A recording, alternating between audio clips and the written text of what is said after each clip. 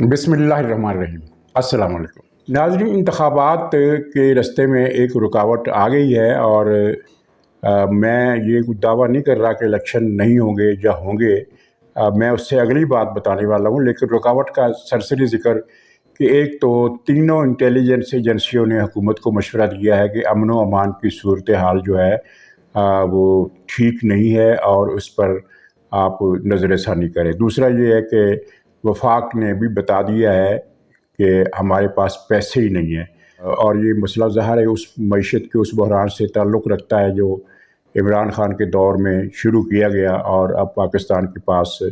واقعتاً بہت سے اخراجات کے لیے پیسے نہیں ہیں، یہاں تک کہ پاکستان کی فوج کی جو پریڈ ہوتی ہے اسے بھی کم سے کم اخراجات بلکہ برائے نام اخراجات کے تحت وہ منعقد کیا جائے گا۔ یہ چیزیں چل رہی ہیں۔ اور تیسری وجہ یہ ہے کہ اداروں کو حکومت نے یہ بھی بتا دیا اور اداروں نے بھی یہ بتا دیا ہے کہ اب اتنی افرادی قوت سپاہیوں کی یا اہلکاروں کی نہیں دے سکتے جو ان دو صوبوں میں الیکشن کے لیے ضروری ہے۔ تو یہ تین چیزیں جو ہے اب کلیئرٹی کی طرف بڑھ رہی ہیں۔ تو بہت سارے لوگوں کا یہ خیال ہے کہ شاید الیکشن نہیں ہوں گے، لیکن میں جو بات بتانے والا ہوں اس سے آگے کی ہے وہ یہ ہے کہ فرض کر رہے ہیں کہ الیکشن ہو جاتے ہیں، سب چیزیں ٹھیک ہو جاتی ہیں، پیسہ بھی مل جاتا ہے اور نفری بھی مل جاتی ہے، الیکشن ہو جاتے ہیں، تو عمران خان کے ساتھ ایک ایسا ہاتھ ہو گیا ہے جس کا اسے اندازہ نہیں تھا۔ ناظرین، یہ مصدقہ خبریں ہیں اور پی ٹی آئی کے اندرونی حلقوں کی طرف سے آئی ہیں، جو ان کے حامی صحافیوں کی طرف سے آئی ہیں کہ پی ٹی آئی کے اندر سوچ کیا چل رہی ہے۔ پی ٹی آئی کے اندر سوچ یہ چل رہی ہے کہ ہمیں الیکشن جیتنے نہیں دیا جائے گا۔ اس کی بنیاد کیا ہے میں اس پر نہیں جانا چاہتا، لیکن ان کے اندر یہ تاثر ہے، اور یہ اسی قسم کا تاثر ہے جس میں بے نظیر صاحبہ نے جب تیسری مرتبہ الیکشن لڑا تھا، جب نواز شریف کی دوسری حکومت آئی تھی، تو اس الیکشن میں پیپلز پارٹی کے حلقوں میں یہ تاثر پھیل گیا تھا کہ ہمیں جیتنے نہیں دیا جائے گا۔ اس کے بعد نواز شریف کی 2/3 اکثریت سے حکومت آئی تھی، اور اس 2/3 اکثریت میں نواز شریف کی مقبولیت سے زیادہ، مقبولیت کا بھی دخل تھا لیکن مقبولیت سے زیادہ ایک اور چیز کا دخل تھا، اور وہ دخل یہ تھا کہ جب پیپلز پارٹی کے حلقوں میں یہ تاثر جڑ پکڑ گیا کہ ہمیں تو جیتنے ہی نہیں دیا جائے گا، اور یہ بات ووٹروں تک پہنچ گئی، تو آپ اگر اس دور کا ریکارڈ نکلوائیں، پیپلز پارٹی کے ووٹر بہت سارے حلقوں میں نکلا ہی نہیں تھا، اور ان حلقوں میں پیپلز پارٹی کو 1200 کے قریب ووٹ پڑے۔ ظاہر ہے کہ پیپلز پارٹی کے ووٹ اتنی کم تعداد میں تو نہیں تھے، وہ اگر ہار بھی جاتی تو 50,000 40,000 ووٹ لے کر ہارتی، لیکن اس نے کئی حلقوں میں تو اتنے کم ووٹ پڑے کہ جیسے جہاں پیپلز پارٹی کا کوئی وجود ہی نہیں ہے۔ یہ اس پرسیپشن کا نتیجہ تھا کہ لوگوں نے، ووٹروں نے یہ سوچا کہ ہمارے امیدوار نے تو کسی صورت جیتنا ہی نہیں ہے، تو ہم پھر گھروں سے کیوں نکلے۔ تو یہ اس طرح کا تاثر پی ٹی آئی کے حلقوں میں نہ صرف پھیل رہا ہے بلکہ ان کے جو سوشل میڈیا کے لوگ ہیں وہ بھی بین السطور یہ تاثر دینا شروع ہو گیا ہے۔ ان کا اگرچہ ان کا جو اینگل ہے وہ دوسرا ہے، ان کا اینگل یہ ہے کہ طاقتوروں نے منصوبہ بنا لیا ہے کہ پی ٹی آئی کو الیکشن جیتنے نہیں دیا جائے گا، حالانکہ یہ وجہ نہیں ہے، وجہ حالات جو ہیں وہ اسے نظر آ رہے ہیں، اور جو چیزیں ہم تک پہنچ رہی ہیں، اب گیلپ سروے کی طرف تو اب کوئی توجہ کرتا ہی نہیں ہے۔ وہ رضوان رضی صاحب نے بالکل صحیح پوائنٹ اٹھایا، انہوں نے کہا ہے کہ گیلپ سروے کی ساکھ اتنی گر گئی ہے کہ اب اس سے کوئی میڈیا کا کوئی گروپ اس کی رزلٹ نہیں خریدتا۔ یہ وہی گیلپ سروے ہے کہ جب جاری ہوتا تھا تو پاکستان کے تمام اخبارات اور ٹی وی چینل اسے نشر کرتے تھے، اس کے بنائے ہوئے گراف دکھاتے تھے اور اس کے لیے خاص جگہ مقرر کرتے تھے، لیکن اب بتایا جا رہا ہے کہ گیلپ سروے کو پی ٹی آئی کے سوا کوئی بھی کمپنی، کوئی بھی جو خریدار، بہت سارے خریدار ہوتے ہیں، صرف اخبارات اور ٹی وی چینل ہی نہیں ہوتے بلکہ دوسری سیاسی جماعتیں، رائے عامہ پر نظر رکھنے والے دوسرے ادارے، حکومت کے ادارے اور بہت سارے ادارے یہ اس کی خریداری کرتے ہیں، جس کی وجہ سے یہ سروے کی کمپنی چلتی ہے۔ لیکن اس مرتبہ سب کے سامنے ہے کہ سوائے پی ٹی آئی کے گیلپ سروے کو کسی نے نہیں خریدا۔ تو یہ صورتحال ہے گیلپ سروے کی، اور جو خبریں ہم تک پہنچ رہی ہیں، جو خبریں حکومت تک پہنچ رہی ہیں، جو خبریں ایجنسیوں تک پہنچ رہی ہیں، وہ ممکن نہیں ہے کہ پی ٹی آئی کے لوگوں تک نہ پہنچ رہی ہو، اور وہ خبریں یہ ہے کہ عمران خان کی مقبولیت کا گراف دن بدن گر رہا ہے، اور تقریباً وہی صورتحال بنتی جا رہی ہے جو پچھلے سال تحریک عدم اعتماد کی کامیابی سے مہینہ پہلے کی صورتحال تھی کہ پی ٹی آئی کے لوگ خود اپنے منہ سے کہتے تھے کہ ہم تو الیکشن اب نہیں جیت سکتے۔ تقریباً وہی فضا بنتی جا رہی ہے، اور جن امیدواروں سے پی ٹی آئی نے رابطہ کیا ہے کہ ہم تمہیں ٹکٹ دیں گے، وہ ڈاما ڈول ہے۔ وہ کہہ رہے ہیں کہ ہم نے تو جیتنا ہی نہیں ہے، پی ٹی آئی کے ٹکٹ ملا اور اس کے ٹکٹ پر ہم الیکشن لڑے تو ہماری جیت جو ہے وہ ممکن نہیں ہے۔ یہ پرسیپشن بڑی تیزی سے پھیل رہا ہے، اور پارٹی کے اندر کے کارکنوں میں بھی مایوسی ہے کہ جو حالات ہمیں نظر آ رہے ہیں وہ ہماری پارٹی کے لیے سازگار نہیں ہیں۔ عدلیہ اس وقت عمران خان کی واحد محافظ بنی ہوئی ہے، ہر موقع پر اس کے لیے چھتری دیتی ہے، اور خلاف روایت عجیب و غریب قسم کے کام ہو رہے ہیں۔ روایت یہ ہوتی ہے کہ جب کسی پر مقدمہ ہوتا ہے تو گرفتاری کے بعد ضمانت کی درخواست دائر کی جاتی ہے۔ یہاں یہ ہو رہا ہے کہ مقدمہ درج ہوا اور ادھر ضمانت ہو گئی، وارنٹ گرفتاری منسوخ ہو گئے، بلکہ کئی کیس تو آپ نے ایسے بھی دیکھے جن میں عدالت کی طرف سے یہ حکم آیا کہ عمران خان پر قائم یہ مقدمات ختم کر دیے جائیں، نہ صرف عمران خان بلکہ پی ٹی آئی کی دوسری لیڈروں کی طرف سے۔ لیکن اس کے باوجود سب کو پتہ ہے کہ وہی جو محاورہ ہے کہ بکرے کی ماں کب تک خیر منائے گی، جب رخ ادھر ہوگا تو پھر آپ سمجھ جائیے کہ کئی چیزیں اپنی جگہ پر نہیں رہیں گی، اور اس کے لیے ہل جل حرکت آپ نے دیکھا کہ وہ ٹرکاں والے جج کے خلاف کتنے ریفرنس دائر ہو گیا۔ کل پاکستان بار کونسل نے بھی ریفرنس دائر کر دیا ہے جوڈیشل کمیشن میں، اور وہ چیف جسٹس صاحب جو ہے وہ کسی ریفرنس کے بارے میں کوئی تاریخ دینے کو تیار نہیں ہے۔ لیکن ان کو بھی پتہ ہے جو ریفرنس دائر کر رہے ہیں کہ عدلیہ کے اندر کی صورتحال کیا ہے۔ صورتحال یہ ہے کہ پرسوں میاں داؤد صاحب نے ایک پریس کانفرنس کرنی تھی جس میں ججوں کی کرپشن، صرف ججوں نہیں بلکہ یہ بھی بتانا تھا کہ ان کے ججوں کے بیٹے مال کمانے کے لیے فرنٹ مین بنے ہوئے تھے، کمیشن ایجنٹ بنے ہوئے تھے، وصولی کے گاہک بنے ہوئے تھے، تو ان کی تفصیل بھی بتانی تھی۔ اس پر عدلیہ کے اندر اتنا اضطراب پیدا ہوا کہ حکومت سے رابطہ کیا گیا، اور پھر اس رابطے کے بعد اس میں کیا باتیں کی گئیں، درخواست کی گئی یا دھمکی دی گئی یہ ہمیں نہیں پتہ، لیکن اس کے بعد پیمرا نے ٹی وی پروگراموں پر پابندی لگا دی اور کہا کہ یہ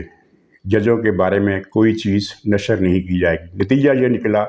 کہ میاں داؤد کی وہ تہلکہ خیز پریس کانفرنس جس میں انہوں نے بہت زبردست ثبوت دیے، وہ کسی ٹی وی چینل پر نہیں چل سکی۔ کہا کیا جا رہا ہے بلکہ حقیقت یہ ہے کہ دراصل میاں داؤد کی پریس کانفرنس سے ہی لرزہ طاری ہو گیا تھا۔ تو یہ مصنوعی اقدامات کب تک ان کو بچا سکیں گے؟ کل بلاول زرداری نے اسمبلی میں یہ کہا کہ عدالتی اصلاحات بہت ضروری ہیں، اور ناظرین اس مہینے سے مراد یہ ہے کہ آج سے 30 دن کے اندر عدالتی اصلاحات کی طرف اہم پیش رفت ہونے والی ہے۔ ناظرین، ایک طرف پی ٹی آئی کے اندر کے یہ مایوسی ہے، یہاں تک مایوسی ہے کہ کل یہ خبر جب آئی کہ کوئٹہ کی پولیس پہنچ گئی ہے لاہور عمران خان کو گرفتار کرنے کے لیے، تو وہاں سے تمام کارکنوں کو میسیج دیے گئے کہ وہ فوراً پہنچے زمان پارک۔ لیکن آپ کو یہ سن کر حیرت ہوگی کہ 200 سے زیادہ آدمی وہاں موجود نہیں تھے، جن میں سے 50-60 پختون خاصی آئے ہوئے پہلے کے لوگ تھے، اور 50-60 وہ تھے جو یہاں مستقل موجود رہتے ہیں۔ پورے لاہور سے اس کال کے اوپر 100 افراد زمان پارک پہنچے۔ اس کی اب کیا تشریح کی جا سکتی ہے صورتحال کی؟ کوئی چھوٹی سے چھوٹی پارٹی بھی اگر کال دے اپنے ورکروں کو تو 1000 1200 2000 تک پہنچ ہی جاتے ہیں۔ جماعت اسلامی ووٹ بینک کے اعتبار سے بہت چھوٹی پارٹی ہے، لیکن لاہور میں وہ اگر ایمرجنسی کال دے تو 5-6 ہزار کا جلوس وہ آسانی سے نکال لیتی ہے، اور یہاں معاملہ 100-200 پر آ گیا ہے۔ اور اسی ضمن میں ایک اور بات یاد آ گئی جو اس ہمارے سبجیکٹ سے ہٹ کر ہے کہ عمران خان نے کل کہا کہ مجھے اب اسٹیبلشمنٹ کی ضرورت نہیں رہی۔ یہ فکرہ صاف ظاہر ہے کہ گزشتہ 10 مہینوں سے اس نے اسٹیبلشمنٹ کو سینکڑوں پیغامات بھجوائے ہیں کہ میری مدد کرو، اور کچھ باجوہ کو اور کچھ موجودہ قیادت کو لیکن گھاس نہیں ڈالے گی۔ جب اسے یقین ہو گیا کہ میرے لیے وہاں کے گھاس میں کوئی کوٹا نہیں رہا، تب اس نے یہ کہا کہ مجھے اسٹیبلشمنٹ کی ضرورت نہیں رہی۔ عدلیہ اسے الیکشن تو جتا نہیں سکتی۔ الیکشن جتانے کے لیے اس کی ساری امید یہ تھی کہ اسٹیبلشمنٹ مجھے معاف کر دے گی، اور یہ ایک یعنی پاگل کی طرح یہ سوچتا ہے کہ اگر معاف وہ کر بھی دے گی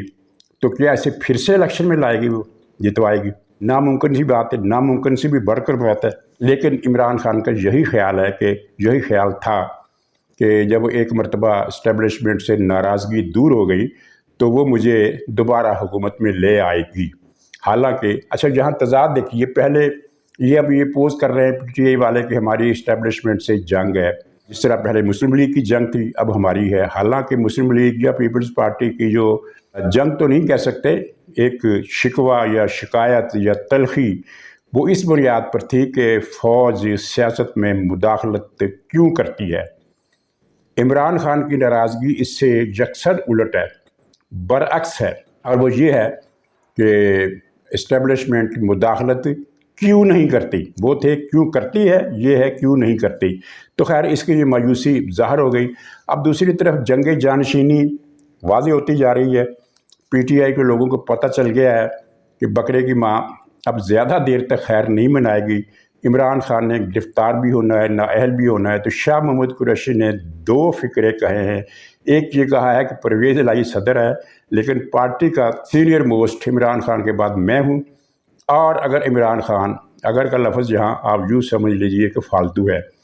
اگر عمران خان جیل گئے، نااہل ہوئے، تو پارٹی کو میں سنبھالوں گا۔ اس نے یہ کہہ کر پرویز الہی کو اس کی اوقات دکھا دی ہے۔ ویسے پرویز الہی اس گیم میں اس لیے بھی نہیں ہے کہ اس کے خلاف اتنے ثبوت مل چکے ہیں کہ وہ اب جیل جائے گا، تو جانشین تو وہی ہوگا جو جیل سے باہر ہوگا۔ شاہ محمود قریشی کے جیل جانے کا کوئی چانس نہیں ہے، اس پر ایسا کوئی کیس نہیں ہے، نہ ہی کرپشن کا کوئی کیس ہے، اور نہ ہی وہ کرپشن اس نے کی ہوگی، یہ آدمی کرپٹ ہے، لیکن ایسا کوئی کیس سامنے نہیں آیا۔ اور دوسری بات یہ ہے کہ اس نے فوج کے خلاف کبھی زہر نہیں اگلا۔ اس نے سیاح آدمی ہے، پرانا آدمی، تجربہ کار ہے، اور الیکشن کمیشن کے خلاف بھی اس نے جو تلخ اور تیز بیان دیے وہ اتنے تیز نہیں تھے، اس طرح کے نہیں تھے جس طرح کے فواد چودھری کے ہوتے ہیں یا دوسروں کے ہوتے ہیں۔ تو انہوں نے ایک تو خیر پرویز الہی کو اس کی اوقات دکھائی دی ہے، اور پرویز الہی کے ساتھ جو ہونے والا ہے وہ ہم جلدی دیکھیں گے، لیکن اس نے ساتھ ہی یہ پرویز خٹک اور اسد عمر کو بھی بتا دیا ہے کہ میاں منہ دھو کر رکھو، جانشین میں نے ہی بننا ہے۔ تو یہ پی ٹی آئی کے اندر کی بات ہو گئی۔ دوسری ایک خبر اور چل رہی ہے کہ وہ جو پی ٹی آئی کے مقتول کارکن تھا ذلِ شاہ، اس کو زمان پارک میں باقاعدہ لنچ کیا گیا۔ کچھ لوگوں نے اسے مار مار کر ہلاک کیا، اور وہ کچھ لوگ کون تھے؟ وہ اس میں ملوث ہے ایک میاں اجو ہوا کرتا تھا، اس کا بیٹا ہے جو وزیر بھی رہا عمران خان کے دور میں، اور جس نے 50 ارب روپے کی کرپشن کی ہے، اس کے لوگ تھے۔ اور پی ٹی آئی کا ایک یوٹیوبر جس کا نام پتہ نہیں کیا ہے، بس یوں سمجھ لیجیے کہ لوگ اسے گیلا یا سوکھا تیتر اس طرح کا نام دیتے ہیں، وہ ملوث تھے۔ تو یہ بات اب آگے بڑھے گی۔ ناظرین آخر میں وہ شاہد مسعود کا پروگرام بین کر دیا 15 دن کے لیے پیمرا نے۔ اس نے پاکستان کا مذاق اڑایا تھا ایک جھوٹی خبر چلا کر۔ خبر یہ تھی کہ پاکستان نے ترکی کے زلزلہ زدگان کے لیے جو امداد کے پیکٹ بھیجے، جب ترکی والوں نے انہیں کھولا تو ان سے وہ تھیلے نکلے جو ترکی نے اس سے پہلے سیلاب زدگان کی مدد کے لیے پاکستان کو دیے تھے۔ تو اس وجہ سے ترکی کی حکومت بھی ناراض ہے، ترکی کا میڈیا بھی ناراض ہے، اور پاکستان کی بڑی بے عزتی ہو رہی ہے۔ یہ سراسر من گھڑت اور جھوٹی خبر تھی۔ تو خیر یہ 15 دن کے لیے پابندی لگی ہے، کل نہ کسی نہ کسی جگہ ٹرک پہنچ جائے گا اور یہ پابندی اٹھ جائے گی۔ لیکن سوال نہیں، میں ایک رائے دے رہا ہوں کہ یہ شاہد مسعود پاکستان کا اتنا بڑا دشمن ہے، اور اس کے اندر پاکستان کے لیے اتنا بغض اور نفرت بھری ہوئی ہے کہ یہ ہر دور میں اینٹی پاکستان خبریں چلاتا ہے، لیکن اسے پکڑنے والا کوئی نہیں ہے۔ لیکن میرا خیال ہے کہ شاید اب وہ دور آ رہا ہے جب پاکستان میں دشمن کے چھپے ہوئے ان ایجنٹوں کی شامت آئے گی، اور شاہد مسعود جیسے لوگوں کی نہ صرف یہ کہ ٹی وی پروگرام मुस्तकिल बंद होनी चाहिए, बल्कि इन लोगों को ताहयात जेल में होना चाहिए। तो नाज़रीन, इजाज़त दीजिए, इंशाअल्लाह अगले प्रोग्राम में फिर मुलाकात होगी। तब तक के लिए खुदा।